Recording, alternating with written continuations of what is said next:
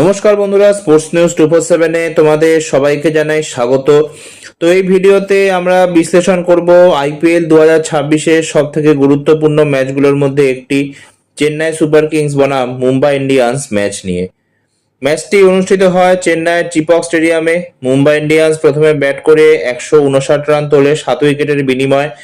তাদের হয়ে একমাত্র উল্লেখযোগ্য ইনিংস কিন্তু আসে নমন থিরের ব্যাট থেকে, 57 রান স্কোর করে। এছাড়া রায়ান রিকেলটনও কিন্তু 37 রান স্কোর করে। কিন্তু বড় বড় তারকা যেমন হার্দিক পান্ডিয়া, সূর্যকুমার যাদব সম্পূর্ণরূপে ব্যর্থ হয় এবং তার সাথে তিলক ভার্মাও ব্যর্থ হয়। এরপর রান তাড়া করতে নেমে সিএসকে মাত্র 18.1 ওভারে 11 বল বাকি থাকতে কিন্তু 8 উইকেটে ম্যাচটা নিজেদের নামে করে নেয়। এই ম্যাচের হিরো সিএসকে অধিনায়ক ঋতুরাজ গাইকোয়াড়। তিনি খেলেন একটি অসাধারণ ইনিংস, 67 নট আউট রান এবং ম্যাচকে একেবারে নিজের নিয়ন্ত্রণে রাখেন। এটা তার টানা দ্বিতীয় হাফ সেঞ্চুরি, যা প্রমাণ করে যে তিনি কিন্তু আস্তে আস্তে করে এই আইপিএলে ফর্মে ফিরছেন। সবচেয়ে গুরুত্বপূর্ণ বিষয় হলো তিনি শুধু রান করেননি, ম্যাচের পরিস্থিতি বুঝে ইনিংসকে অ্যাঙ্কার করেছেন। তবে ঋতুরাজ একা নন, তার সঙ্গে দুর্দান্ত সাপোর্ট দেন কার্তিক শর্মা, যিনি করেন 40 বলে 54 নট আউট রান। এই জুটি ম্যাচটাকে একেবারে একতরফা করে দেয়। একসময় মনে হচ্ছিল ম্যাচে টান টান লড়াই হবে, কিন্তু এই পার্টনারশিপ এমআইকে ম্যাচের বাইরে ছুঁড়ে ফেলে দেয়। সিএসকে এর বোলিং ছিল অসাধারণ। অনসুল কম্বোজ 3 উইকেট নেন।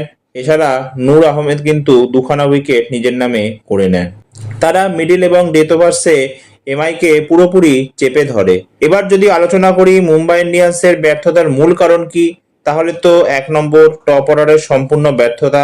এছাড়া রান রেট ধরে রাখতে না পারা এবং মাঝখানে স্লো ব্যাটিং, বিশেষ করে হার্দিক পান্ডিয়ার ব্যাটিং, যিনি 23 বল খেলে কিন্তু মাত্র 18 রান স্কোর করেছেন। ফলে 159 রান এই পিচে যথেষ্ট ছিল না। এই ম্যাচের টার্নিং পয়েন্ট ছিল এমআই এর ব্যাটিং ধস, ঋতুরাজ এবং কার্তিকের পার্টনারশিপ এবং সিএসকে এর ডিসিপ্লিন বোলিং।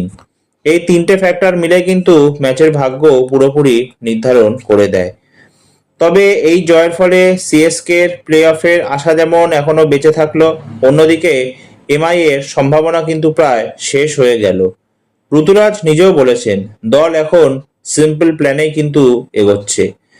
সবচেয়ে বড় পয়েন্ট, ঋতুরাজের এই ইনিংস প্রমাণ করে তিনি শুধু একজন ব্যাটসম্যান নন, তিনি কিন্তু একজন ম্যাচ রিডার এবং লিডার।